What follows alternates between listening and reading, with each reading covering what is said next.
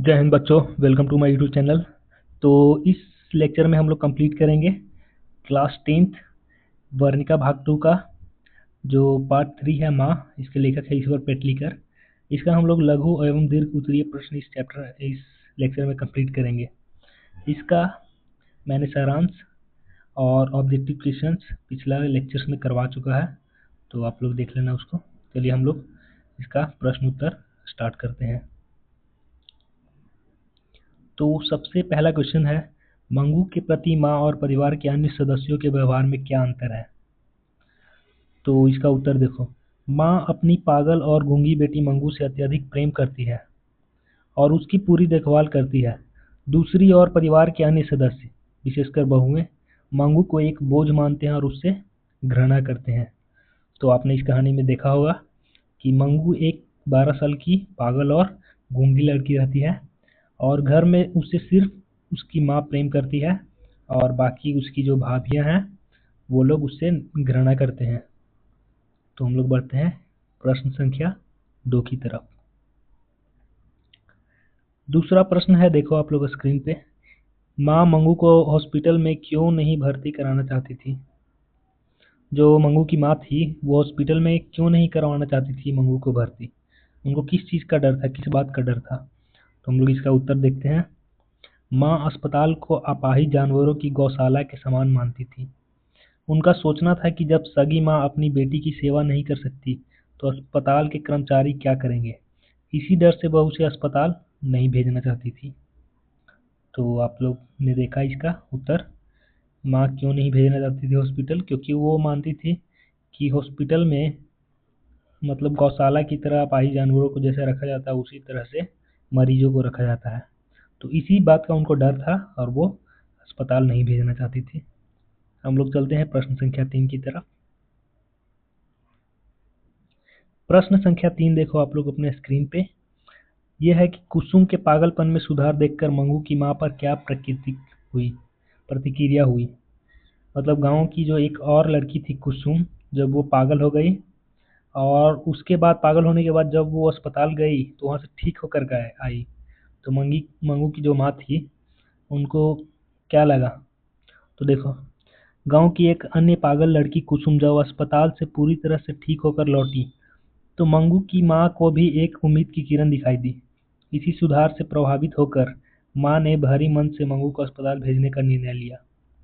तो शुरू में तो मंगू की माँ बहुत घबरा रही थी अस्पताल भेजने से, लेकिन जब गांव की एक और लड़की पागल जो हो गई थी वो जब ठीक होकर आई तब मंगू की माँ भी मान गई अस्पताल भेजने के लिए। हम लोग बढ़ते हैं प्रश्न संख्या 4 की तरफ। प्रश्न संख्या 4 देखो आप लोग अपने स्क्रीन पे। अस्पताल के कर्मचारियों का व्यवहार कैसा था, क्या माँ उनसे संतुष्ट थी। तो हाँ, अस्पताल के जो कर्मचारी थे उनका व्यवहार बहुत ही अच्छा था और मंगू की माँ उनसे संतुष्ट थी। उनको लगा कि हाँ अच्छा है इन लोग। देखो इसका उत्तर, अस्पताल के डॉक्टर, परिचारिका और अन्य कर्मचारी बहुत ही दयालु, संवेदनशील और समझदार थे। उन्होंने मंगू की माँ से बहुत आत्मीयता से बात की और उन्हें भरोसा दिलाया। इनके इसी मधुर व्यवहार से माँ को काफ़ी संतुष्टि मिली थी। तो अस्पताल में उनके जो मंगू की माँ थी उनके साथ बहुत ही अच्छा व्यवहार हुआ, तो इससे उनको काफ़ी संतुष्टि मिली। हम लोग बढ़ते हैं प्रश्न संख्या 5 की तरफ। प्रश्न संख्या 5 है, मंगू को अस्पताल में छोड़कर आने के बाद माँ की क्या स्थिति हुई। तो देखो, मंगू को अस्पताल में छोड़ने के बाद माँ को गहरा सदमा लगा है और वह गहरी चिंता में डूब गई। उसे रात दिन केवल मंगू की याद सताती थी। अपनी बेटी के इसी गहरे वियोग और चिंता के कारण अंततः माँ स्वयं भी पागल हो गई। तो क्या हुआ, मंगू को जब अस्पताल छोड़कर माँ घर आई तो उसके बारे में सोचते सोचते वो डिप्रेशन में चली गई और डिप्रेशन से वो पागल हो गई। हम लोग बढ़ते हैं प्रश्न संख्या 6 की तरफ। प्रश्न संख्या 6 है, कहानी के शीर्षक माँ की सार्थकता स्पष्ट करें। तो यह शीर्षक पूरी तरह सार्थक और सटीक है। पूरी कहानी एक माँ के निस्वार्थ प्रेम, असीम त्याग और उसकी गहरी वेदना के इर्द गिर्द घूमती है। एक माँ अपनी विच्छिन्न संतान की चिंता में खुद भी पागल हो जाती है, जो मातृत्व की पराकाष्ठा है। तो ये कहानी बहुत ही ज़्यादा कितना इमोशनल है ये कहानी। एक माँ पागल हो गई अपनी बेटी के बारे में सोचते सोचते। कितना निस्वार्थ प्रेम है एक माँ का, असीम त्याग और उसकी गहरी वेदना के इर्द गिर्द ये कहानी घूमती है। हम लोग अगले क्वेश्चन की तरफ बढ़ते हैं। दीर्घ उत्तरीय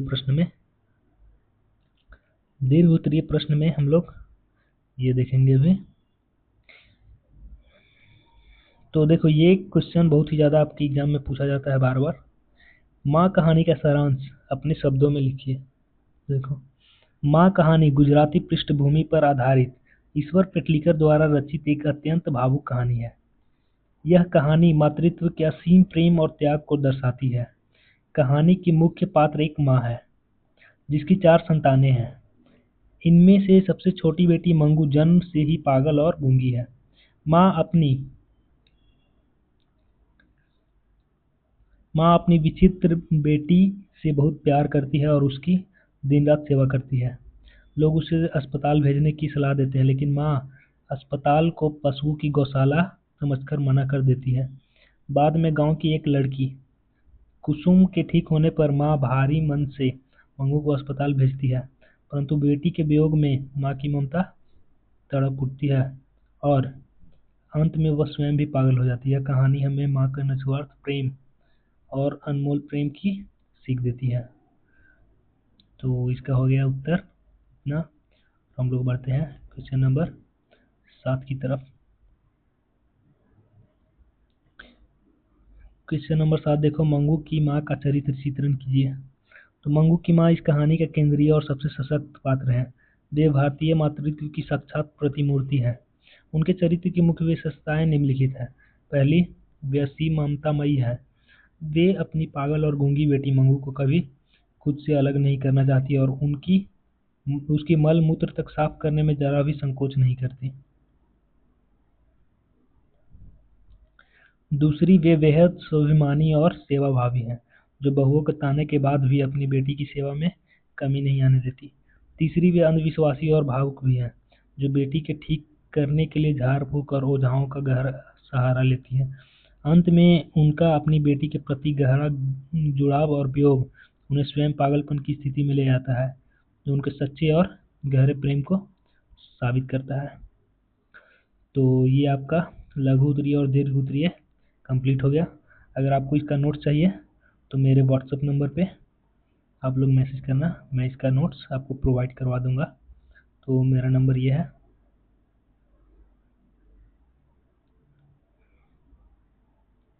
मिलते हैं हम लोग नेक्स्ट वीडियो में, तब तक के लिए जय हिंद।